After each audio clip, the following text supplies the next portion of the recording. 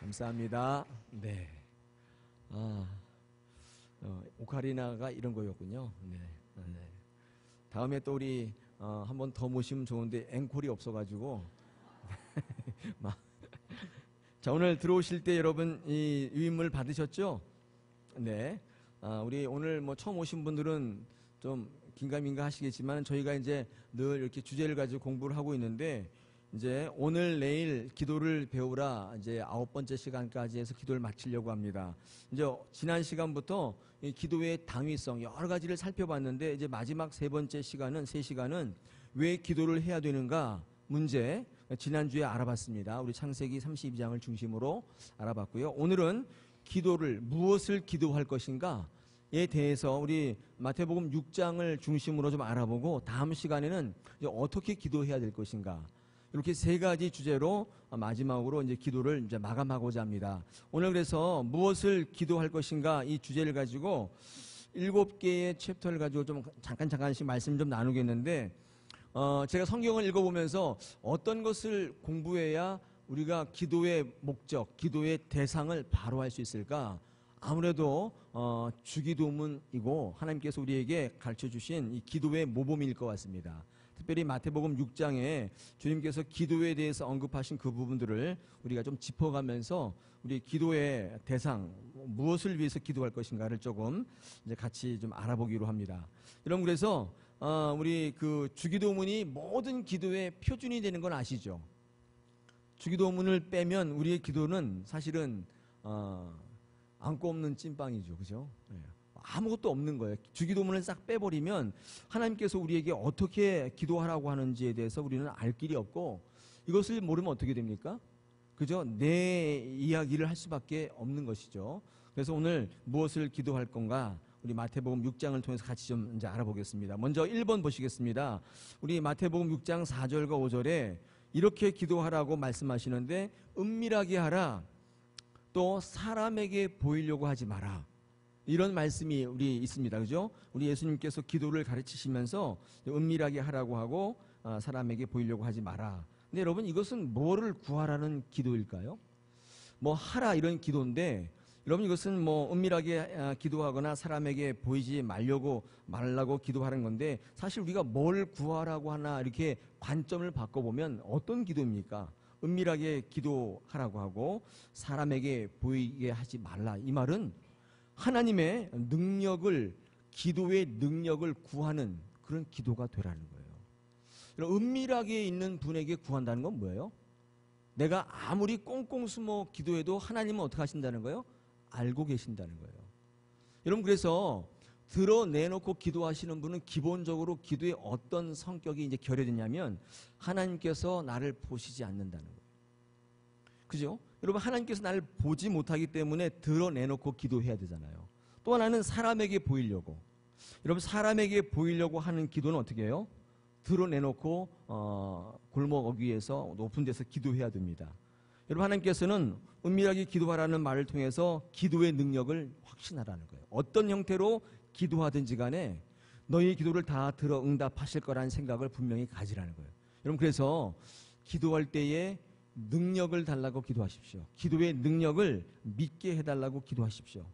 여러분 그래서 여러분 이제 드러내놓고 하는 기도보다도 여러분 안에 있는 중심의 기도를 드릴 줄 알면 될 것 같아요.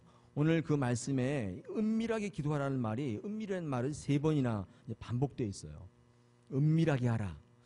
많은 분들이 은밀하게 하라니까 숨어서 기도하라는 뜻으로 알고 있는데 물론 그렇게 기도하는 것이지만 은밀하게 기도하라는 건 뭐예요? 어떤 형태든지 하나님께서 너의 기도를 다 들으시고 응답하실 수 있는 능력이 있는 분임을 꼭 알아라 그 뜻입니다.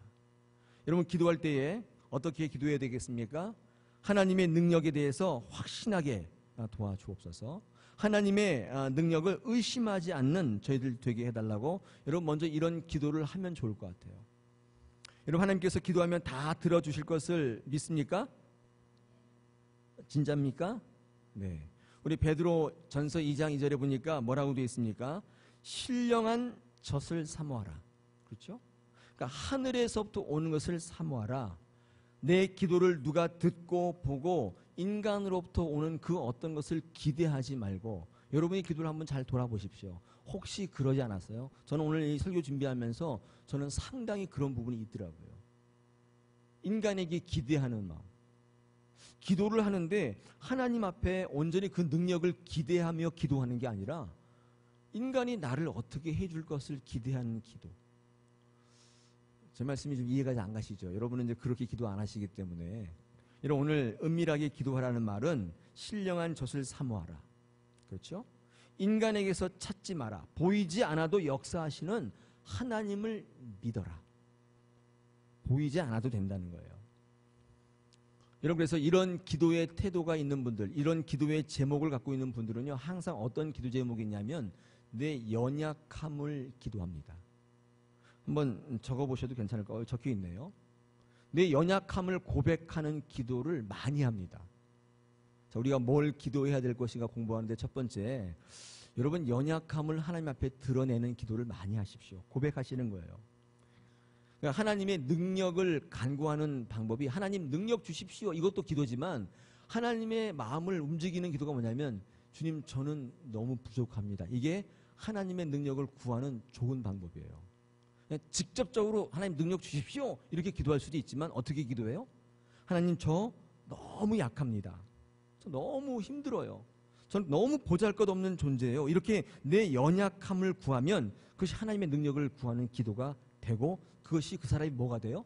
강점이 된다. 제가 말씀드렸습니다. 기억 안 나시죠? 바울의 기도가 다 이거예요. 바울은 다 약함을 기도해요. 그래서 바울은 뭐라고 얘기하냐면 공식을 딱 만들었어요. 내가 약한 것에 대해서 자랑한다. 여러분 고린도 후서 12장 9절에 쓰여 있습니다. 제가 한번 읽어봐 드릴 테니까 여러분 들어보십시오. 나에게 이르시기를 내 은혜가 내게 족하도다. 이는 내 능력이 약한 데서 온전하여 짐이라 하신지라. 그러므로 도리어 크게 기뻐함으로 나의 여러 약한 것들에 대하여 자랑하리니 이는 그리스도의 능력이 내게 머물게 하려 함이라. 그렇잖아요. 사도 바울이 지금 고백하는데 뭘 고백하고 있어요? 자기 약함을 고백하고 있어요. 그러면 이 약함을 고백하는데 약한 것으로 끝나면 그거 아무것도 아니라고 했잖아요. 약한 거 기도하는 게 뭐 자랑이에요? 뭐 약한 게 자랑 아니잖아요. 나는 늘 부족하다고 나는 바보 같다고 이게 무슨 자랑이에요. 그런데 오늘 성경 말씀 보니까 약한 것으로 끝나지 않고 뭐로 머물게 한다고요? 이 약한 것을 기도함으로 그리스도의 능력이 머물게 하기 위함이다. 그러니까 이 사도 바울은 이렇게 기도하는 거예요. 하나님 내게 강함을 주십시오. 이렇게 기도하지 않고 내가 약하다는 것을 고백하면서 오히려 어떻게 해요? 하나님이 내게 능력 주시는 것을 기대하며 기도했다는 거예요. 한 수 위지 않습니까? 여러분 그래서 그리스도의 능력이 핵심이지 약함이 핵심이 아닙니다. 약한 것은 자랑이 아니에요. 약한 것 때문에 하나님 앞에 무릎 꿇고 기도할 때 강한 게 되는 거예요. 하나님께서 그 모습을 보시고 강하게 만들어주시는 거예요. 여러분 그래서 은밀하게 기도하라 이 말은 다른 말로 바꿔보면 내가 기도할 때에 아무리 숨어 있어도 아무리 연약하고 아무리 미세한 소리라도 하나님 어떤 능력이 있어요? 다 들으신다는 거예요.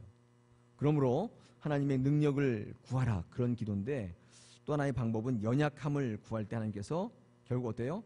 큰 것으로 채워주시는 겁니다. 약함으로 시작했지만 그리스도의 능력이 머무르는 것으로 말미암아 강해지는 거예요.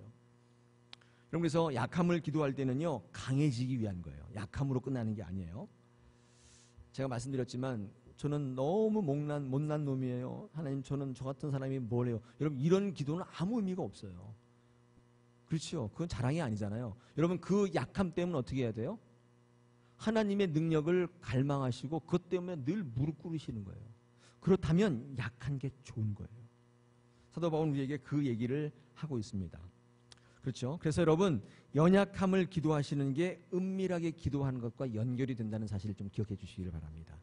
자, 두 번째 우리가 뭘 위해서 또 기도하는가?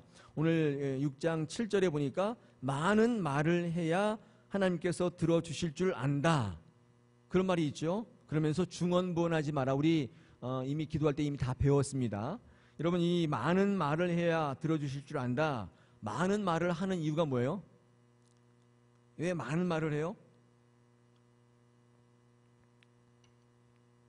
우리 누가복음 18장에 과부와 불의한 재판장을 제게 말씀할 때 말씀드렸어요.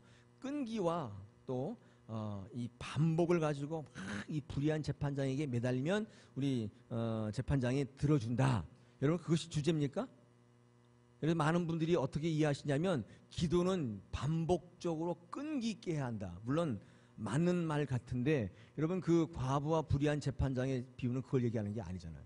그건 뭐예요? 뭡니까? 말을 좀 바꾸셔야 돼요. 반복과 끈기가 아니라 확신과 믿음이에요. 바꾸셔야 돼요. 여러분 기도는요 끈기 있게 반복적으로 하는 게 포인트가 아니에요. 어떻게 하셔야 돼요? 확신을 가지고 하시는 거예요. 여러분 그 과부가 그 불의한 재판장에게 매어 달리는 것은 반복과 끈기가 아니라 확신 때문이에요. 그렇게 이해하셔야 한다고요. 같은 말 같은데 완전히 다른 얘기예요. 믿음이 있었던 거예요. 그래서 불의한 재판장도 내가 확신 가지고 믿음 가지고 구하면 들어줄 텐데 하물며 의로우신 주님이랴 그 뜻이에요. 주님 내가 그냥 주님이 이기나 내가 이기나 한번 해보자. 그런 게 아닙니다. 그런 게 아니에요. 그래서 그냥 했던 얘기 또 하고 또 하고 그게 중언부언이에요. 이 중언부언은 반복한다는 의미가 있지만 그 안에 뭐가 결여된 거예요? 확신과 믿음이 결여된 기도가 이 중언부언이에요. 물론 반복하는 건 맞죠. 그러니까 어떤 분들은 반복을 해야 하나님께서 들어주신다고 생각해서 했던 얘기 또 하고 또 하고 또 하고 계속하고 아니야 이것도 뒷부분 안 했으니까 하나님 못 들으셨을 거야 그럼 또 하고 좀 졸면서 했기 때문에 하나님 못 들으셨을까 또 하고 그래야 속이 시원한 분이 계시잖아요. 그렇죠. 그런 분들은 반복과 끈기의 모드에서 확신과 믿음의 모드로 바꾸셔야 돼요. 여러분 우리 그 중언부언이라는 기도의 제목을 의미를 그렇게 이해를 하시면 좋겠습니다. 그래서 내 필요와 요구를 구하기보다는 어떤 걸 구하는 게 좋아요? 믿음 달라고, 확신 달라고. 여러분 그 기도를 선행하십시오. 우리 금요 심야 기도에 또 기도할 거 있어서 오시는 분들이 계시는데 여러분 기도할 때 어떻게 해야 돼요? 뭐 달라는 기도도 중요하지만 뭐 기도하셔야 돼요? 믿음을 달라고. 확신을 달라고. 어떤 기도예요? 내가 이제 하나님께 간구할 텐데 하나님께서 반드시 주시고 하나님께 다 이루실 것을 믿게 해달라고. 먼저 이 기도를 선행하세요. 그래서 기도할 때 기도를 위해서 또 기도하셔야 돼요.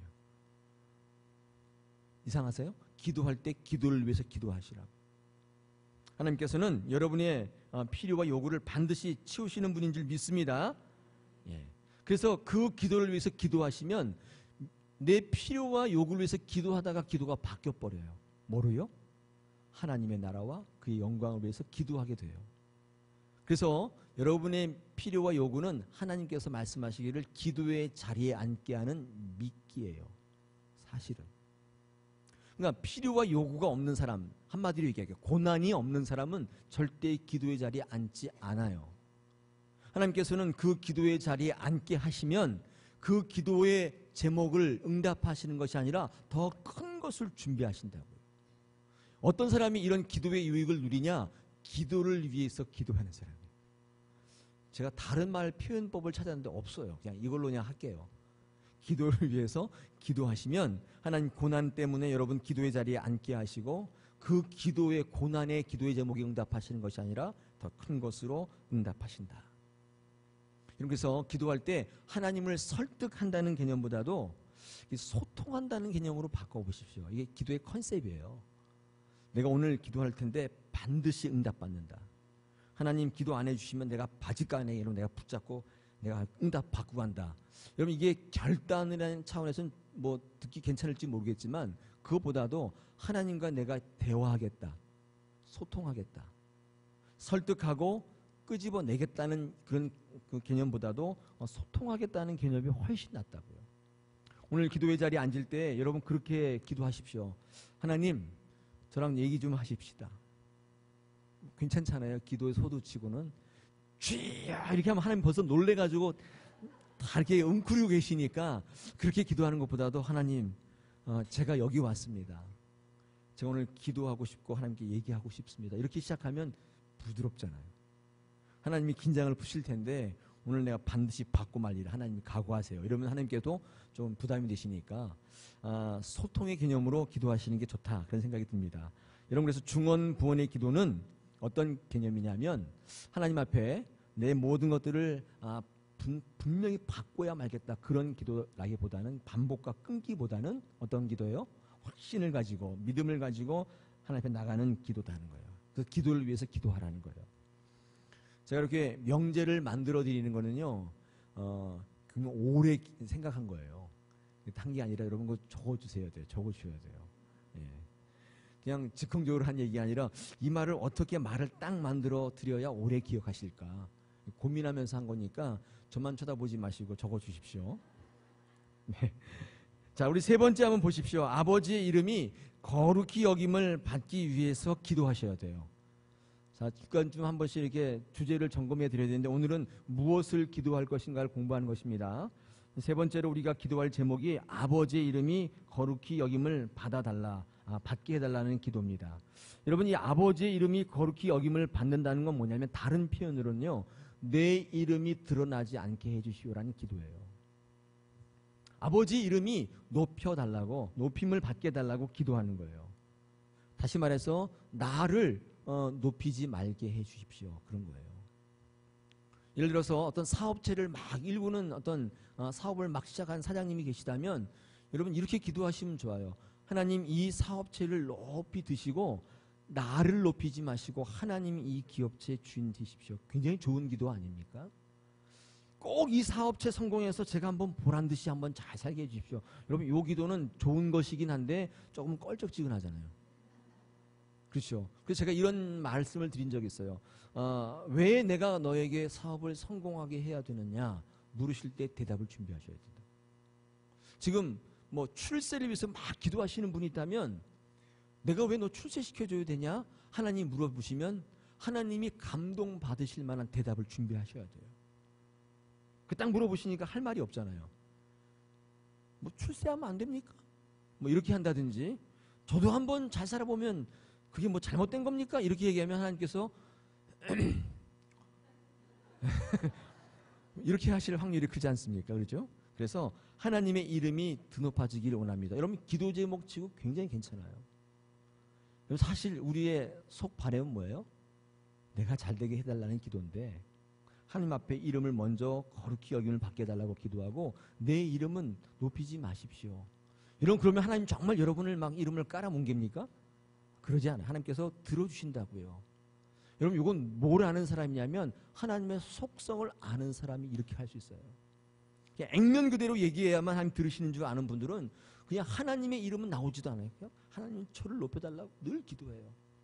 이렇게 원어대로 기도하지는 않지만 어떻게 해요? 늘 이런 식으로 기도해요. 여러분, 기도가 왜 응답되지 않는지를 잘 살펴보실 필요가 있다는 얘기입니다. 내 이름을 드러내지 말아달라는 거예요. 여러분, 그래서 이렇게 한번 여러분의 인생을 계획해 보십시오. 여러분의 모든 일들을 하나님의 일로 만들라는 거예요. 하나님의 이름, 예수의 이름으로 구하는 것으로 만들어버려요. 예를 들어 드려야 여러분 이해되기 때문에 공부하시는 분은 하나님, 저 서울대 가게 해달라고, 그러나 하나님의 일 되게 하겠다고, 하나님께 영광 돌리겠다고, 절대로 서울대 갔다고 목에 힘 안 주겠다고, 좋은 데 취직해서 나 혼자 잘 먹고 잘 살지 않겠다고. 이게 뭐예요? 내 모든 인생의 일들을 하나님의 이름으로 거는 거예요. 굉장히 좋은 기도 제목이에요. 하나님, 저 서울대 가게 해서 잘 살게 해주십시오 기도보다도 저 서울대 가게 해서 하나님의 일을 하게 해달라고. 여러분이 굉장히 좋은 기도죠. 이런 기도를 이렇게 바꾸시면, 이런 제목으로 삼으시면 하나님도 감동받지 않을 수 없다. 사업해가지고 돈 많이 벌어서 저도 한번 보란듯이 살고 뭐 별장도 사고 뭐 골프도 치고 한번 저도 이렇게 한번 살아보게 해주십시오. 이 기도보다도 하나님의 일을 하겠습니다. 하나님의 기업이 되겠습니다. 여러분, 이렇게 하나님으로 구할 수 있도록 이름을 바꿔보세요. 하나님이 어떻게 그 기도에 응답하시는지 보실 필요가 있어요. 지금 똑같이 기도하고 계시지만 이렇게 기도하지 않는 분이 있다면 기도의 목적과 기도의 제목을 바꿔보실 필요가 있어요. 하나님께서 하시는 게 훨씬 유리합니다. 네 분만 아멘 하신 이유는? 목사님 안 그래요? 제가 해야 돼요? 그런 얘기입니까? 아니라고요. 하나님이 하시는 게 훨씬 나아요. 하나님이 하시는 게 훨씬 능률적이고 능력 있습니다. 이사야 43장에 19절로 21절에 새 일을 행하시는 여호와 그런 말이 나옵니다. 제가 한번 19절부터 21절까지 읽어봐 드릴 테니까 여러분 한번 잘 들어보십시오. 이 성경 말씀이 뭘 얘기하시는지. 보라, 내가 새 일을 행하리니 이제 나타낼 것이라. 너희가 그것을 알지 못하겠느냐? 반드시 내가 광야에 길을, 사막에 강을 내리니 장차 들짐승 곧 승냥이와 타조도 나를 존경할 것은 내가 광야의 물을, 사막의 강들을 내어 내 백성 내가 택한 자에게 마시게 할 것임이라. 이 백성은 내가 나를 위하여 지었나니 나를 찬송하게 하려 함이니라. 예, 아멘 하셨는데 제가 주목한 것은 동사, 우리 설교 때 했어요. 이 동사가 다 신적 수동태, 다시 사역 동사예요. 뭐 다 행한다, 뭐 한다는데 다 하나님이 하시겠다는 거예요. 새 일을 행하시는데 우리에게 하라고 하는 게 별로 없어요. 다 나타낼 것이다, 내가 사막에 강을 낼 것이다, 마시게 할 것이다, 심지어는 내 입에 나오는 찬송조차도 하게 할 것이다. 내가 하는 게 없어요. 내가 하는 게 없다고요. 하나님께서 다 하신다는 거예요. 뭐만 있으면 돼요? 하나님의 이름을 높이고자 하는 내 마음의 중심만 딱 준비되어 있으면 돼요. 여러분, 그 중심이 어떻게 나타나요? 기도로 나타난다고요. 여러분, 기도를 한번 그렇게 바꿔보십시오. 내 모든 행사를 다 하나님의 행사가 되게끔, 하나님이 다 감당하시게끔 딱 이렇게 한번 바꿔보십시오. 하나님께서 그 인생을 어떻게 높이시는지, 정말 그 이름을 깔아뭉개시는지. 정말 고단수 아니에요? 하나 더 감동을 안 받아 하시기 때문에 하나 더 예를 드리겠습니다. 여러분, 주가 쓰시겠다 그 말 아시죠? 그죠? 우리 예수님께서 예루살렘 올라가는데 좀 피곤하셨던 모양이에요. 저기 새끼 나귀가 묶여 있으니까 저거 클러오느라. 그랬더니 제자들이 뭐라 그래요? 쭈삣쭈삣했잖아요. 왜 쭈삣쭈삣했어요? 우리 게 아니니까. 남의 건데 주님 그거 함부로 막 가져다가 하면 되겠습니까? 이런 의미겠죠. 그때 주님께서 뭐라고 그랬어요? 주인이 뭐라고 그러면 어떡합니까? 그럼 뭐라고 그랬어요? 주께서 쓰시겠다고 하라. 마태복음 21장 3절에 주님께서 쓰시겠다고 하라. 여러분, 실제로 가보니까 그분이 어떻게 해요? 그렇게 물었나 봐요. 근데 실제로 그렇게 얘기하니까 그 새끼 나귀를 클러왔다고요. 제가 그 마태복음 21장에 있는 그 말씀 읽으면서 헌신된 자들의 기도가 있구나. 여러분, 하나님 앞에 그렇게 한번 기도하시면 좋아요. 예수님의 이름으로 내 인생을 쓰십시오. 이런 기도의 제목이 하나님 앞에 역사가 나타나요. 여러분, 그 이름 모를 그 나귀의 주인은 뭔지 모르지만 예수 그리스도의 인류의 대업을 이루시는 그 길에 뭘 제공한 거예요? 탈 거. 예, 이거 편안하게 했잖아요. 여러분, 이 헌신이 그를 예수 그리스도의 그 위대한 구속의 역사에 동참하게 하게 되는 굉장히 중요한 모티브가 되잖아요. 예수님의 발에 향유를 부은 처녀는, 마리아는 그거 복 받을 거를 알고 했어요? 안 했다고요. 그냥 은혜가 너무 감사해서 했는데, 예수의 이름으로 했는데, 여러분, 그것이 도리어 뭐로 돌아왔어요? 복으로 돌아왔어요. 뭘 의미합니까? 우리의 기도의 제목이 그래야 한다는 거예요. 내 것을 구할 때는, 야, 당신 뭔데 이거 끌러가려고 그래? 내 건데 당신 미쳤어? 이렇게 하는 것보다도 주님께서 쓰시겠다고 할 때에 내 나귀를 주의 이름으로 사용할 줄 아는 헌신이 있으면 어때요? 내 것이 복받는다는 거예요. 여러분, 그것을 위해서 기도하십시오.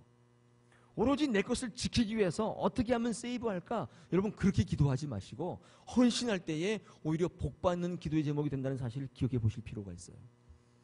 열왕기상 17장에 이 사르밧 과부의 비유도 그런 것입니다.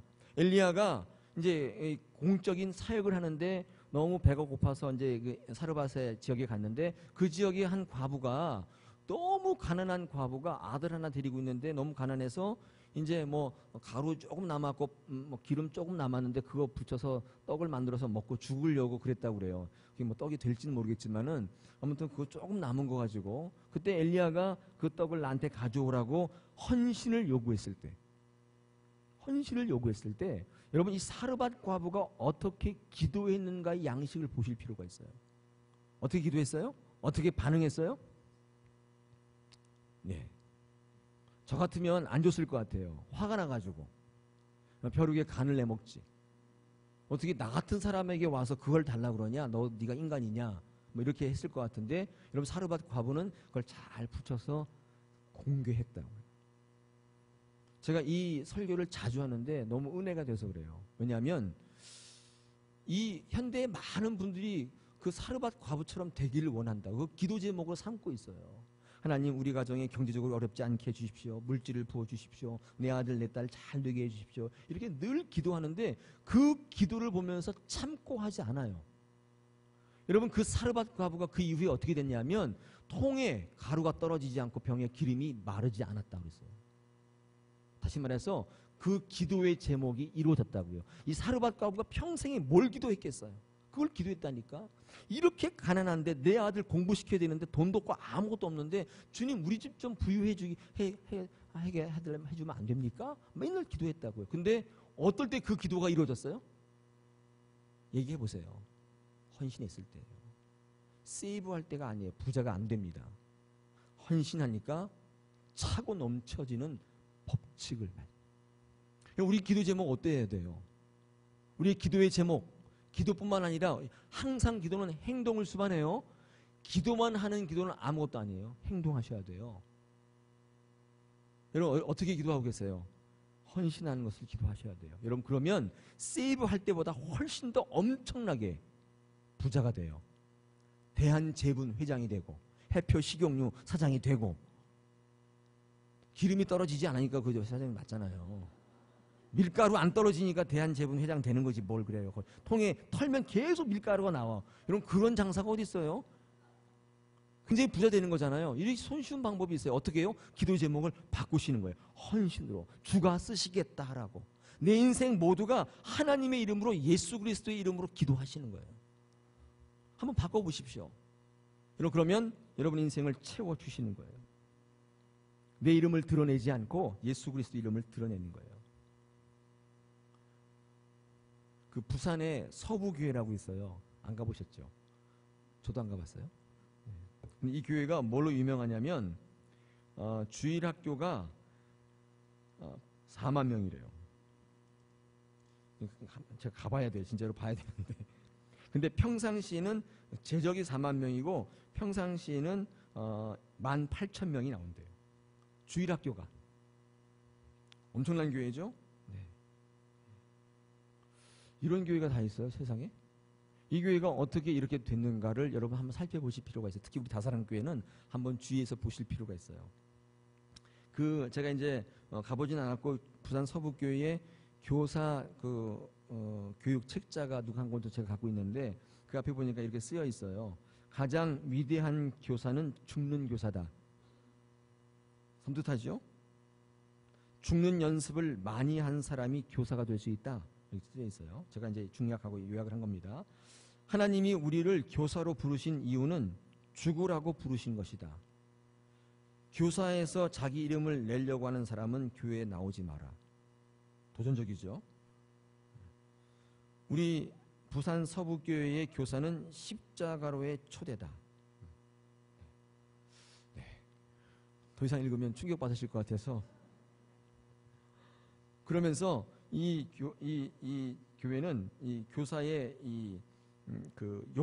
조건을 요구하는데 다른 조건이 아니라 뭐냐면 이겁니다. 교사의 자격증이 다섯 가지가 있대요. 5가지가 있는데 회개의 믿음이 불타오르는 사람, 뭐 교사 양성반 이런 거 필요 없대요. 그런 거 아무것도 없대요. 여기는 그게 없고 회개의 믿음이 불타오르는 사람, 또 어린이를 위해서 1시간 이상 기도할 수 있는 사람, 일주일에 3번 신방할 수 있는 사람, 공과책을 30번 이상 읽어서 외울 수 있는 사람, 주일 아침 6시에 잔말 말고 교회 나올 수 있는 사람. 이 공통점이 뭐예요? 너를 죽이는 사람이라는 거예요. 요것만 딱 본대요. 5가지. 그리고 그 교사가 그러면 엄청나게 많은가 봤더니 장로님 2분, 집사님 2분, 부장 선생님 4분, 유급 직원 2명, 많긴 많네요. 10명의 봉사자만 있대요. 근데 이 사람들이 18,000명을 움직인대요. 하나도 안 놀라시네? 네. 자기 이름을 드러내지 않고 내가 죽겠다고 결단한 사람들을 통해서 하나님이 대표적으로 역사하시는데 그 교회가 부산 서북교회를. 여러분이 다니시는 교회가 성장하지 않는다면 이유는 뭐예요? 자꾸 내 이름을 내거나 나를 살피기 때문이에요. 하나님 지금도 하나님의 이름으로 구하고 하나님의 이름으로 죽을 준비가 되어 있는 그런 사람을 지금도 원하신다. 찾고 계신다. 여러분 이것은 교회를 위해서가 아니에요. 여러분 인생 가운데 흥왕하고 여러분이 부흥하기 위해서 똑같은 원칙이 적용됩니다. 하나님을 위해서 내 것을 드리고 하나님을 위해서 나를 포기할 줄 아는 사람, 내 이름을 내지 않는 사람이 분명히 선다고요. 역사적으로도 마찬가지입니다. 제가 설교 때 여러 번 말씀드렸지만 이 카타콤의 영성이 유명하고 이 전 세계 예배 예전을 지금 지배하고 있는 이유가 뭐냐? 여러분 카타콤의 지도자가 없어요. 이름이 없어요. 그 로마의 박해 시대에 많은 믿는 사람들이 예배하기 위해서 로마의 지하로 공동묘지로 다 숨어들었지 않습니까? 그때 8시간마다 기도하고 예배했는데 그때 그 영성, 그것을 이끌었던 지도자가 있을까요? 없을까요? 있겠죠. 거기서 스스로 알아서 하지는 않았을 거 아니에요. 리더들이 있을 거 아니에요, 지도자가. 근데 그 지도자 이름이 없어요. 안 알려져 있어요. 지금도 없다는 거예요. 여러분 그럴 때 그 영성이 살아있어가지고 지금 전 세계의 교회의 영성을 이끌고 있어요. 여러분 중국이 지하교회로 들어가고 난 다음에 여러분 그 융성한 발전을 이루었어요. 지하교회에서 문화혁명이 끝나고 딱 올라왔을 때 1972년에 올라왔을 때 여러분 그 지하교회, 그걸 처소교회라고 하는데 엄청난 교회들이 그 지하 속에서 있었어요. 중요한 건 뭐냐면 중국 지도자 이름을 알아요? 여러분? 중국에, 전 목사인데도 잘 몰라요. 중국의 유명한 목사님을 알아요? 모르시네요. 여러분 중국 교회가 깨어있고 발전할 수 있었던 건 사람의 이름을 내지 않았기 때문이에요. 나지 않았기 때문에. 반대도 있어요. 일본 같은 데는 0.1%의 부끄러운 교세를 가지고 있는데 그렇게 이름 있는 사람이 많아요. 우찌무라 간조 이런 사람들 유명한 사람이잖아요. 겐쇼이 조지 이런 사람들 유명한 사람들이에요. 신학자는 되게 여러 가지 상도 받고 고작 0.1%밖에 안 되는 역사 가운데 아무 말도 하지 않는 지금 일본이 군국주의로 가고 있는데 교회가 한마디도 하지 않는 아주 부끄러운 교회인데도 불구하고 이름은 무지하게 많아요. 왜 그럴까요? 이름을 나기 때문에 하나님 앞에 쓰임받지 못한다. 저는 그렇게 생각합니다. 여러분 인생도 마찬가지예요. 하나님 앞에 자꾸 내 이름, 내 건강, 내 부를 자꾸 얘기하시면 여러분 그 인생이 부흥하는 게 아니라 오히려 쇠락하게 된다는 역사의 교훈이에요. 여러분 기도의 제목을 바꾸셔야 돼요. 어떻게? 예수의 이름으로. 예수의 이름이 높아지기로 기도하십시오. 저도 그런 기도하고 있습니다. 다사랑 교회가 높아지려면 저 이름은 묻어주십시오. 제가 이런 기도까지 하고 있어요. 하나님께서 그 기도를 들으실 줄 믿습니다. 은혜 충만하고 예수 중심적인 교회가 되고 여러분 인생이 되셔야만 여러분이 부흥해요. 예수보다 더 좋은 게 없어야 돼요. 여러분 인생 가운데. 할렐루야. 예수님보다 더 좋은 게 있으면 안 돼요. 하나님께서는 그럴 때 우리 인생을 높이시지 않습니다. 여러분 예수님이 제자를 뽑을 때 사실 어디서 뽑으면 제일 좋았어요? 유대 사회에서 어디서 뽑으면 제일 좋았을 것 같아요? 바리새인들 중에. 그렇지 않습니까? 여러분 바리새인들이 얼마나 똑똑하고 얼마나 정통한 사람들이에요. 하나 딱 막으면 딱 막고 다 척척척 다 손발이 맞는 사람이에요. 종교적으로는 정말 부족함이 없고 다 하는 사람들인데 거기서 뽑으면 되었는데 왜 하필 예수님은 아무것도 모르는 어부들, 죄인들 이런 사람들 가운데 왜 제자를 뽑았습니까? 이유가 뭐예요? 한 가지예요. 이름이 없는 사람들이에요. 하나님 앞에 나서서 자기 이름을 드러낼 만한 이 소지가 없는 사람들. 그래서 하나님만 붙잡을 수밖에 없고 그 능력을 기대할 수밖에 없는 사람들. 하나님께서는 그 사람들을 통해서 인류를 구원하는 놀라운 일들을 행하신다. 저는 제일 아이러니한 얘기가 뭐냐면 수준 높은 교회라는 말이 정말 웃긴 얘기잖아요. 수준 높은 교회가 어디 있어요? 뭐만 있을 뿐이에요? 하나님만 계실 뿐이에요. 수준 높은 교회는 없어요. 하나님이 높아진 교회는 있어도 수준이 높은 교회는 없습니다.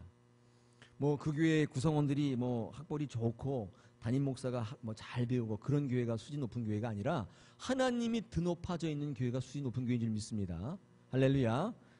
마찬가지예요. 여러분 수준 높은 인생은 어떤 인생이에요? 예. 적용이 안 되세요? 예. 하나님이 높아진 인생이에요. 더 이상 아무것도 없는. 여러분 교회가 세상보다 높아져 있으면 좋을 것 같은데 절대 그렇지 않습니다. 그러면 세상이 교회로 흘러들어와요. 아니 교회가 세상으로 흘러들어가요. 그래서 그 위에 전문적 용어로 뭐라 이 세속화는 왜 일어나냐면 교회가 목이 뻣뻣할 때 일어나는 거예요. 교회 문턱이 높아가지고 세상보다 삐죽 올라와 있을 때 이 교회가 세상으로 흘러들어요. 반대로 교회가 세상보다 완전히 낮아 있으면 세상에 흘러들어오게 돼 있어요. 하나님은 그런 논리로 교회를 운영하시고 어떤 사람의 이름보다도 하나님이 높아지는 교회. 그래서 섬기고 그들 가운데 바짝 낮아진 그 교회를 쓰신다는 거예요. 할렐루야. 제가 기도를 설명할 때, 기도를 강의할 때 기도의 제목 가운데 두 가지를 제가 항상 기도하잖아요. 그게 뭐냐면 이 주인의 상에서 떨어지는 부스러기를 기대하는 가나안 여인의 기도. 어떤 기도예요? 바짝 엎드리는 거예요.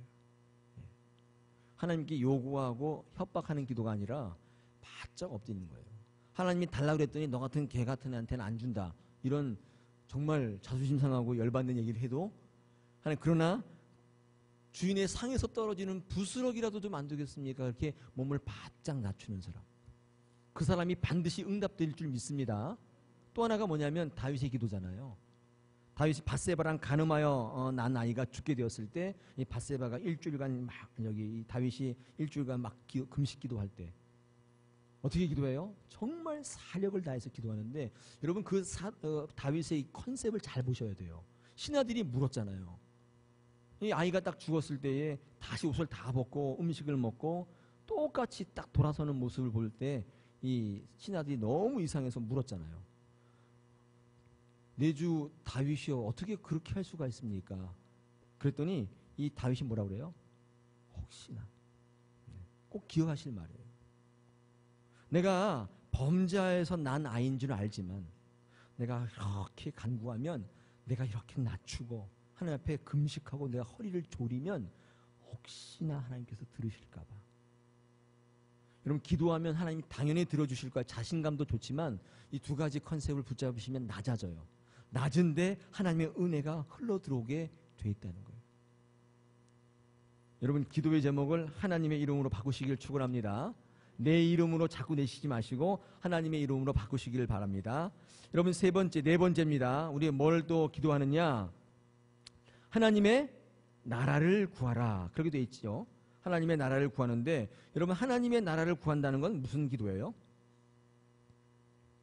여러분 하나님의 나라는 어떤 나라인가? 여러분 예수 그리스도의 기도를 가르침을 보면 전혀 물질을 구하지 말라 그런 기도가 없어요. 사실은 어떻게 보면 모든 기도의 제목이 다 물질이에요. 설교의 제목이. 제가 한번 다 뽑아봤어요. 예수님의 설교의 3분의 2 이상이 물질에 관한 설교예요. 그만큼 중요해요. 그런데 그럼에도 불구하고 이상하게 마태복음 6장 읽어보면 그거 구하지 말라고 그래요. 물질이 중요하다는 것을 강조하면서도 구하라고 하지 말라는 거예요. 여러분 그 이유가 뭐예요?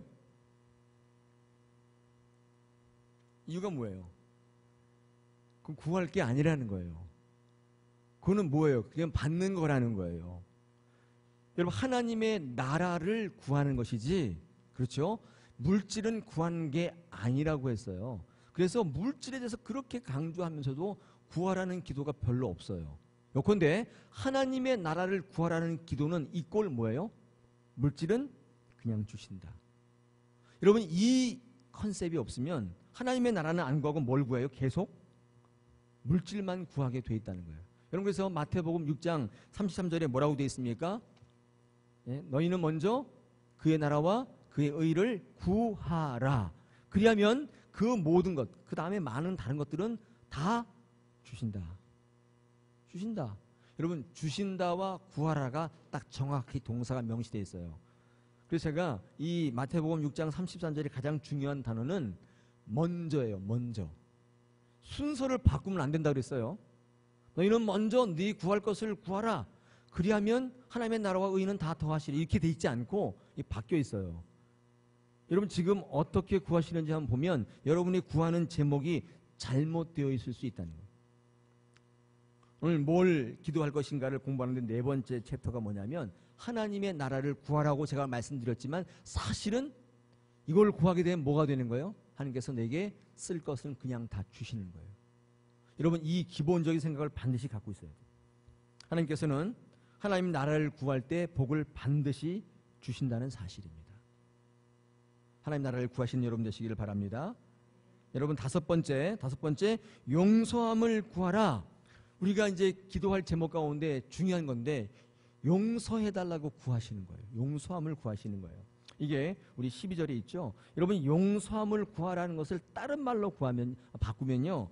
사람을 위해서 기도하라. 다시 말해서 이웃을 위해 기도하라는 거예요. 누구를 미워하면 누가 피해봐요? 여러분이 피해봐요. 용서하지 않으면 상하는 건 여러분이 상해요. 사실은 용서하라는 것은 나를 위해서 하는 말이에요. 그 사람을 위해서가 아니에요. 많은 분들이 이거 오해하시는 분이 있어요. 누구 용서하라 했더니 누구 좋으라고 용서하냐요. 자기 좋으라고. 누구를 막 극도로 미워하면요 내 몸이 얼마나 상하는지 몰라요. 분노가 있는 분들이요 중병에 잘 걸리는 거 아세요? 중병이 잘 걸려요. 중병이라 하는 거는 암 뭐 이런 거 있잖아요. 불치병. 마음이 편안하고 용서하는 분들은 병도 잘 안 걸려요.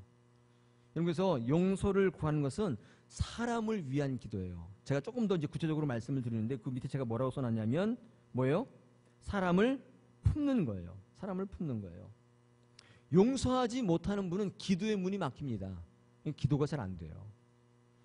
제가 어떤 분인지는 잘 몰라요. 여러분이 누구를 용서하지 못하는 분인지 있는지는 잘 모르겠는데 구별이 없어요. 구별이 없어요. 용서하지 못할 사람이 없다는. 부모를 죽인 철천지 원수도 용서하셔야 돼요.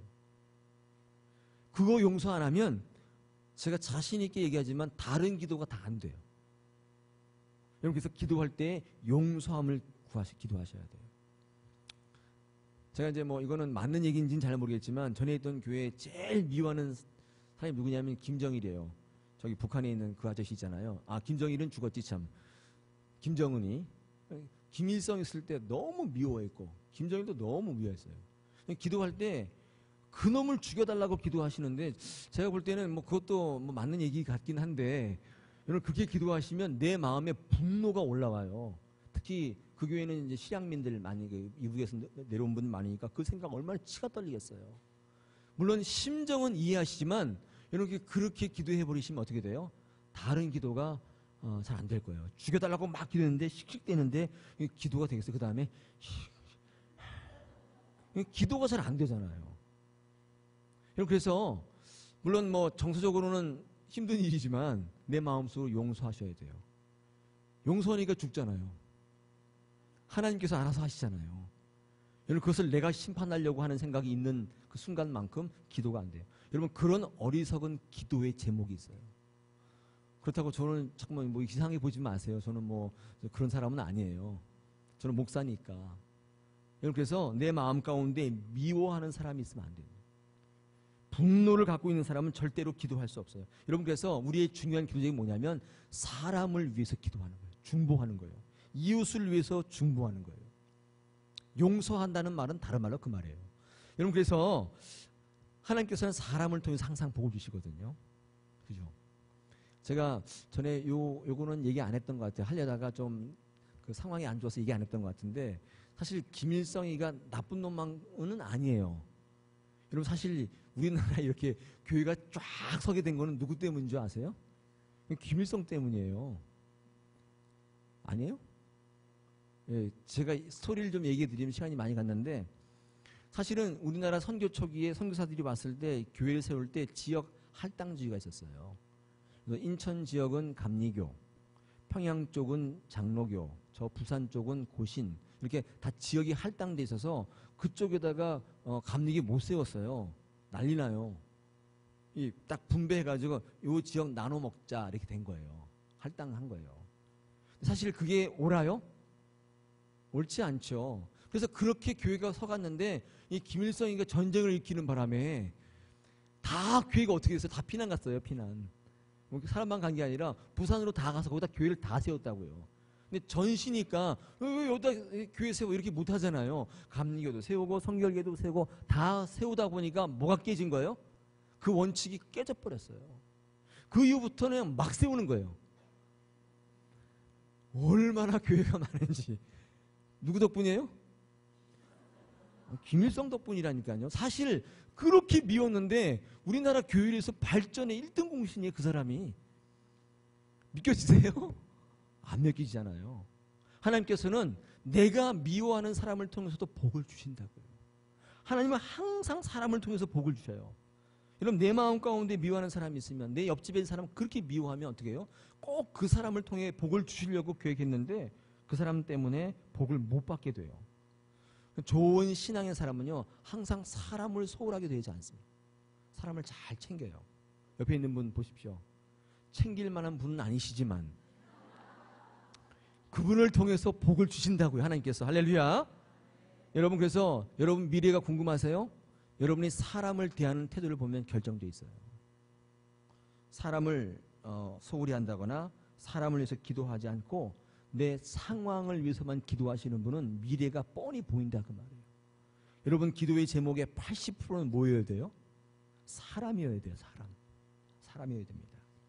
그래서 하나님께서는 여러분에게 사람을 구하라고 섬기라고 합니다. 제가 제목만 빨리 읽고 넘어갈게요. 그 다음에 그래서 밑에 보니까 좋은 믿음의 영적 멘토를 만나라. 여러분 좋은 사람과의 만남을 위해서 기도. 이것도 기도의 제목이에요. 네, 만남을 위해서 기도하십시오. 그렇죠? 여러분 그래서 우리가 어쩔 수 없는 만남이 세 가지 있어요. 한번 여러분 이것을 위해서 기도하시는데 여러분 부모의 만남. 이것은 뭐냐면 우리는 이미 태어났기 때문에 부모를 못 만나지만은 여러분 그 자녀들 결혼한 자녀들 이런 자녀들 자식 부모의 좋은 만남 있지 않습니까? 그리고 배우자 만남 이런 거 스승의 만남 여러분 기도의 제목이 되셔야 돼요. 굉장히 중요한 거예요. 이런 거 기도 안 하시고 매일 뭐 달라고 기도하지 마시고 이런 거 기도하셔야 돼요. 그 다음에 신앙의 공동체를 위해서 기도하셔야 돼요. 왜냐하면 하나님께서는 늘 공동체를 통해서 복을 주시고 신앙의 공동체를 통해서 말씀하시기 때문에 우리가 공동체를 기도하지 않으면 어떻게 돼요? 어떻게 돼요? 복을 받을 수가 없어요. 나만 잘하면 된다. 여러분 그런 기도 제목은 사실 맞지 않습니다. 어떤 분은 이런 분이 있어요. 나는 주님만 바라봐. 난 사람 바라보지 않아. 그 말이 맞아요? 맞는 말 같은데 틀려요. 사람을 바라보셔야 돼요. 사람 바라보시면 하나님께서 그 사람을 통해서 역사해요. 여러분 지금 갖고 있는 이 신앙은 하나님이 나타나셔서 칠판 가지고 가르쳐 주신 거예요? 아니라고요. 이건 어떤 누군가가 여러분에게 전수해 준 신앙이에요. 그렇지 않아요?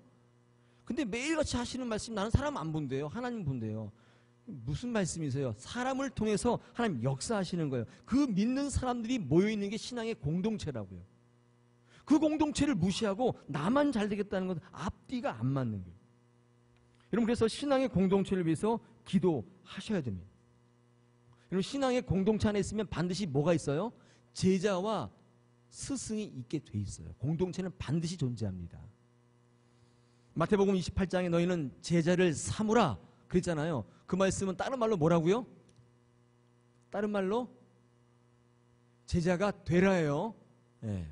그렇게 이해하셔야 돼요. 제자를 삼으라고 했다고 내가 맨날 제자가 되는 게 아니라 제자를 삼으라는 말은 내가 제자가 되라는 거예요. 제가 그때 그 얘기 말씀드렸잖아요. 수영을 배워보면 이런 바닷가에 사는 사람들, 포항 이런 사람들은 수영 잘해요. 그냥 근데 폼이 아주 후져요. 다 개 헤엄이에요. 발발발 이런 헤엄만 치잖아요. 저 같은 사람은 바닷가 출신이 아닌데 저는 서울 출신이니까 수영장에서 수영 배웠거든요. 국가대표한테. 그러니까 폼이 멋있어요. 제가 수영할 때는 폼이 멋있거든요. 여러분 수영하시는 분 아시지만 수영은 뭐 박태환처럼 빨리 하냐 그런 건 전혀 관계없고 폼이 얼마나 멋있냐에 관심이 있어요. 그래가지고 제가 수영할 때 봐달라고 그래요. 제가 특별히 저병을 잘하는데 사람들이 정말 나비 같대요. 왜 그래요? 국가대표한테 배워서 그래요. 여러분 국가대표는 딱 배우니까 이 폼이 나는 거예요. 여러분 이 실력은요 이 폼이에요. 자세라고요. 여러분 자세는 훈련을 통해서 완성되고 여러분 실력은 자세예요. 그거 아셔야 돼요. 그러니까 엉뚱하게 배운 사람들은 뭐 25m 가긴 되는데 개처럼 가는 거예요. 이렇게. 그런데 중요한 특징이 뭐냐면 그런 사람한테는 제자가 없어요. 저한테는 제자가 붙어요. 언젠가 나한테 와서 선생님 저 한번 가르쳐주지 않겠냐. 폼이 너무 멋있는데 어떻게 스트로크를 이렇게 하십니까? 그거예요. 이게 제자가 줄을 서는 거예요. 근데 포항 출신은 절대 안 서요. 걔 혼자서 막 이러고 다니는 거예요. 여러분 제자를 삼으라는 건 내가 뭐가 되라는 거예요? 제자가 되라는 얘기예요. 여러분 이것은 사람을 통해서 역사하신 하나님의 역사가 거기 나타나는 거예요. 사람을 무시한 신앙이 얼마나 어리석은 것인가 알 수 있다는 거예요. 여러분 신앙에도 똑같아요. 신앙에 있어서도 실력은 자세고 태도고 방향성이에요. 그 신앙을 결정하는 거예요. 공동체 안에서 결정돼요. 성경 많이 하는 게 여러분 실력이 아닙니다. 기도 많이 하는 게 실력이 아니에요. 뭐예요? 올바른 자세를 갖는 게 실력이에요. 어디서 이루어져요? 공동체 안에서. 여러분 공동체로 해서 기도하지 않으면 안 된다는 거예요. 그릇이 있어요. 그릇이 있는데 여러분 이 그릇의 실력이 뭐예요? 여러분 그릇은 물을 만들어낼 수 없잖아요. 여러분 그릇이 물을 담는 게 실력이라면 이 그릇의 실력은 뭐냐면 하늘을 향해 입을 벌리고 앉아있는 거예요. 자세라고요. 엎어져 있으면 물이 안 담겨요. 그릇의 실력은 자세예요. 꼭 기억하셔야 돼요. 여러분 이 자세는 공동체를 통해 역사하시기 때문에 여러분 기도의 제목의 거의 90%가 이 다사랑의 공동체에서 기도하셔야 돼요. 여기가 잘 되지 않으면 여러분의 신앙이 잘 될 리가 없어요. 혼자서 여기 뭐 무슨 절입니까? 혼자서 뭐 마늘 먹고 양파 먹고 인간 되려고요. 절대 그런 일은 교회에서 없어요. 절 공동체라고 안 하죠. 저는 태어나서 절 공동체라는 말은 들어본 적이 없어요. 다 교회 공동체. 왜? 공동체 가운데 역사하시기 때문에 그렇습니다. 시간이 빨리 가는지 모르겠습니다. 자, 우리 6번 구하라 그러면 받을 것이요 필요한 것들을 구하라. 그랬죠. 이것도 빨리 설명하겠습니다. 여러분 필요한 것들을 구하라는 것은요 뭐를 구하라는 게 아니라고 제가 말씀드렸어요. 마태복음 7장 7절은 네가 구하라 그 말이 아니라고 제가 여러 번 말씀드렸어요. 그 결론이 어디 있어요? 마태복음 7장 12절에 있어요. 그게 신약의 황금률이에요. 7장 7절부터 11절까지 읽으면 다 구하라 다 주실 것이요 그런 것 같은데 12절에 딱 가면 결론이 딱 돼 있어요. 그러므로 내가 남에게 대접받고자 하는 대로 남을 대접하라 그 얘기예요. 남이 너에게 네가 구하는 대로 다 주기를 원하느냐? 그럼 어떻게 하라는 거예요? 남을 대접하라는 거예요. 좋다가 말았죠? 막 구하면 다 주신다는 게 아니에요. 그 구하는 걸 얻고 싶다면 너도 그만큼 주라는 거예요. 이게 신약의 황금률이에요. 우리는 이상하게 7절부터 11절까지만 딱 읽고 12절을 안 읽어요. 왜 그런지 모르겠어요. 12절이 주제예요. 결론입니다. 여러분 그래서 구하라 그러면 받을 것이라는 말은 남을 위해서 베풀어라. 남을 위해서 중보하고 그를 위해서 기도하라는 얘기지 너의 쓸 것을 구하라 그런 얘기가 아니에요. 기도 제목을 바꾸십시오. 할렐루야. 시간이 많이 가서 더 우리 7번은 생략하겠습니다. 다니엘 기도가 중요하긴 한데 나중에 제가 한번 설교 한번 하겠습니다. 자 여러분 오늘 기도를 배우라 무엇을 기도할 것인가 제가 어떻게 강의를 좀 할까 고민을 했는데 이 마태복음 6장의 예수 그리스도의 기도의 가르침을 통해서 제가 다른 말로 한번 여러분 쉽게 이해할 수 있는 말로 바꿔봤어요. 이해가 되셨는지 잘 모르겠는데 여러분 이렇게 한번 기도 제목을 바꿔보시면 여러분의 기도가 능력이고 강력해집니다. 할렐루야. 할렐루야. 감사합니다. 우리 한번 기도하겠습니다.